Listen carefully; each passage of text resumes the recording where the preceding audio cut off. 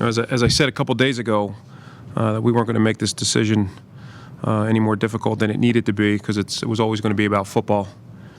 We weren't going to do anything rash after the game when things are much more emotional and there's a tendency to knee-jerk some decisions. So I wanted to be thorough with it, process all the information, all the circumstances, take into account, and make the decision that was going to be best for the Cleveland Browns. And obviously, after weighing all of it, talking to the staff and people that I trust very deeply, we felt that starting Brian gives us the best opportunity to win on Sunday against the Colts. Mike, was there one major check on Brian's side of the ledger that kind of swung in his favor? The fact that he'd been in there, that he was a part of our success, and it wasn't perfect, and he's made his share of mistakes, but he's gotten the lion's share of the reps in practice and virtually all of them in games, and has us in the thick of a playoff hunt, and that to me was probably the biggest determining factor. Mike, is the leash any shorter for Brian in this game? He lasted to the fourth quarter last game. No, that's tough, because you don't want to dwell or get into hypothetical negative situations. I mean, the reason he's named the starter is we're confident he can go out there and lead us to a win. And then those decisions will present themselves if need be. But I'm not going to sit and put any more pressure on the situation as it is, saying, hey, if things don't go well, that we'll make a move. I mean, he's our starter going into this game, and we feel he gives us the best chance to win. How did you present them each individually, or were they together, and how did they take it? How did you present it? No, I met with both of them, with each of them individually. And they both took it, I think, as you would expect.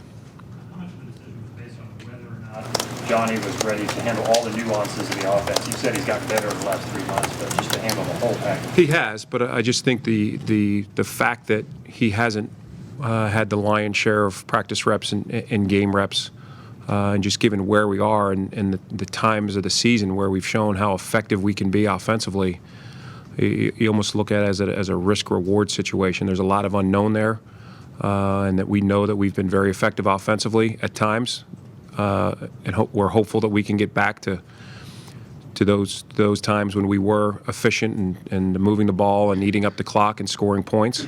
But that doesn't fall just on the quarterback, and I think it's a challenge, and I threw it out to the team today that we need to play better across the board, especially offensively, in order for us to get to where we want to be. Was the staff split on the decision? Had lively discussions with the staff, but at the end of the day, we all agreed that it was the direction to go. Mike, you said on Monday that you didn't want to paint yourself into any corner, that this might become a week-to-week thing. Now that you've made this decision, does this remain a week-to-week thing? I think we're always week to week in this business. Circumstances can change very quickly. I did not go into the Buffalo game or any game up to this thinking, hey, if we're having a bad day, that we'll go ahead and make a switch. But that can happen in any position. I'd said before we're going to have more patience at the quarterback spot. But it's something that I just think occurs in game. It's a gut thing. Hey, whether it just felt out of sync or just needed as a coach, you use everything in your toolbox to try to get it done, and then at the end of the day, you let everything settle and hit the reset button. Where are we for this week? And that's where we are. Why do you believe Brian will be able to snap out of kind of the 3-game slump you said? Confidence in his preparation. I think confidence in knowing that we're going to get the guys around him playing better, and we're going to get Brian playing better. That he knows there's some things that he needs to work on.